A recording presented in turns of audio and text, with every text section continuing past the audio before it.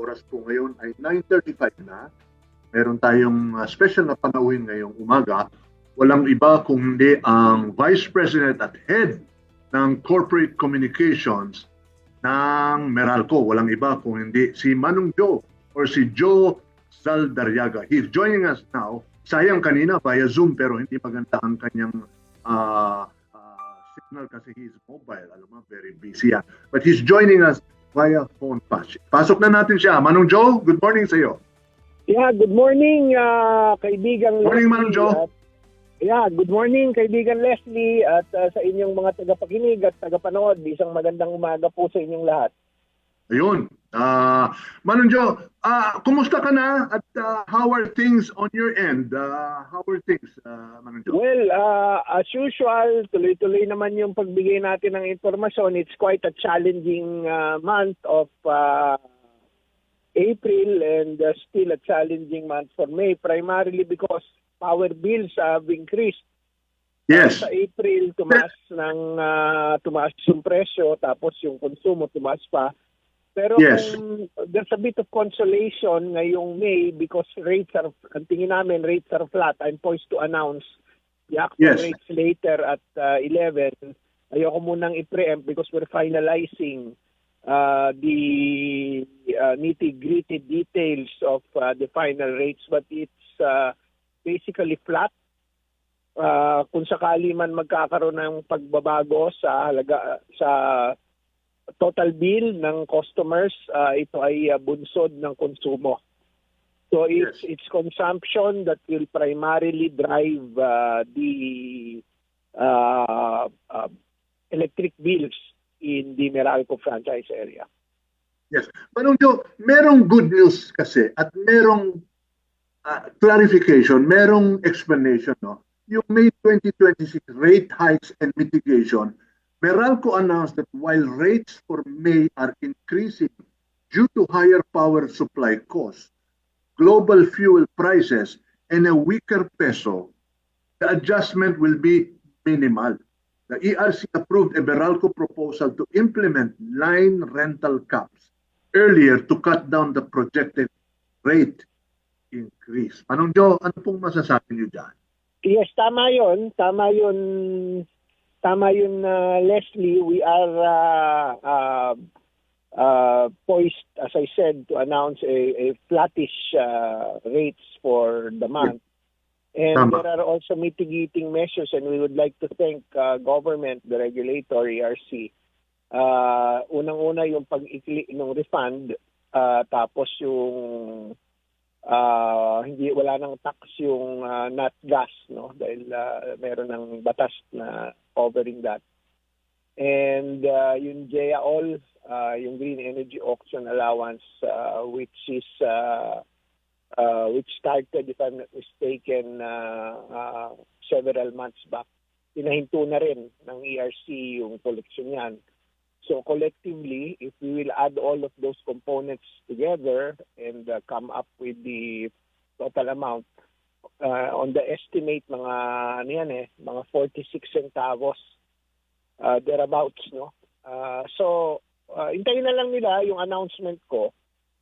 I will be announcing an hour from now what the actual rates will be. Pinaplansa lang namin yung final details. And that's going to be our official announcement. Excited kami, Manong Joe, sa announcement mo.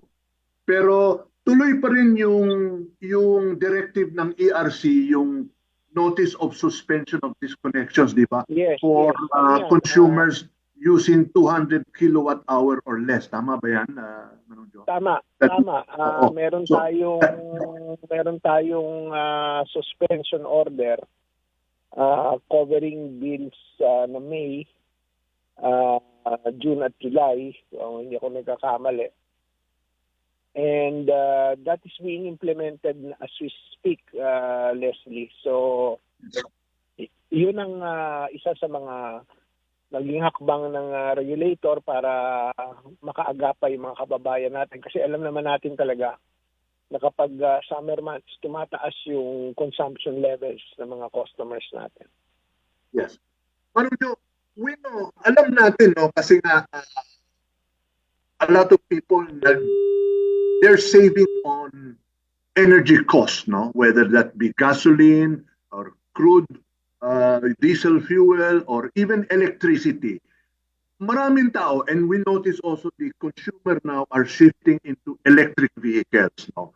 Also, doon sa kuryente, marami rin are looking into adopting solar power energy. Pero meron kayong warning eh. Ang sabi nyo, Meralco is urging stricter regulation against guerrilla solar installations that lack safety inspections and permits following fires, no? Kasi ito ang dulot ito ng mga walang safety measures nagkakasunog. Di ba, Manong Jo?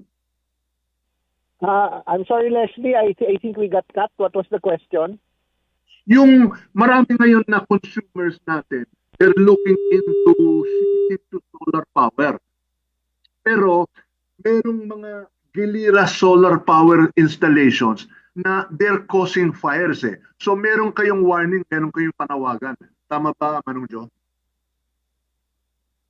Teka, naputol tayo. Babalikan natin si Manong Jo, no? Si Joe Zaldariaga, ang Vice President for Corporate Communications ng Meralco. We'll try to get him back kasi nga he's mobile at minsan naman hindi natin ma-expect na malakas pa rin ang signal wherever he goes, no. We'll wait for his return to this program. Mag-break muna tayo, Christopher, or antayin na natin?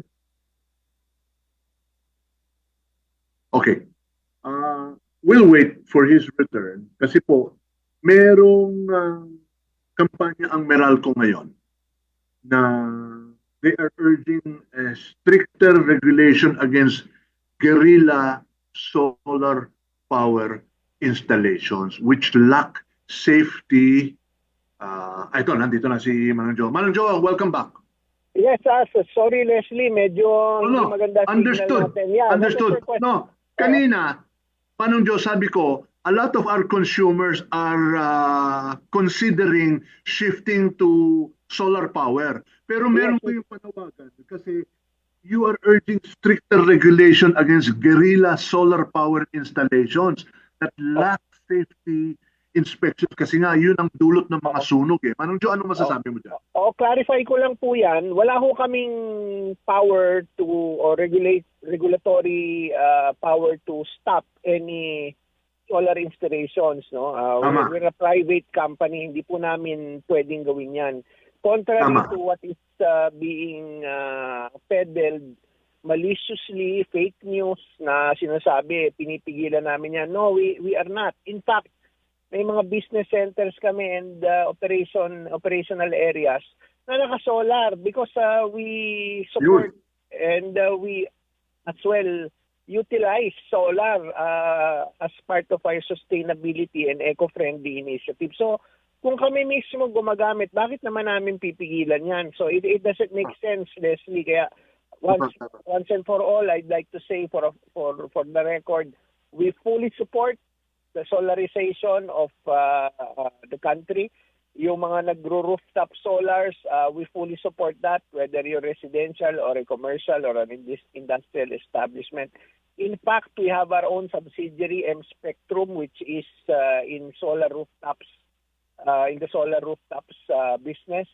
Wala kaming pinipigilan. Gusto namin na tulungan yung mga nagkakabit ng solar panels. However, there is part of the responsibility that consumers or those who install that should consider, and that is to provide us, hindi lang Meralco, kundi sinong service provider nila, kung sila'y nasa probinsya o ibang syudad sa labas ng Metro Manila, yung kanilang service provider, kasi pwede yan maglikha pag substandard yung installation ng aksidente, particularly sunog. Ayaw naman syempre natin mangyari yon because, of course, obviously, we value safety above all and the proper way to install it. And we are here to help. Kasi ang nangyari, akala nila pinipigilan namin yung pag-usbong niyan. Paano namin pipigilan yan, Leslie, in the first place?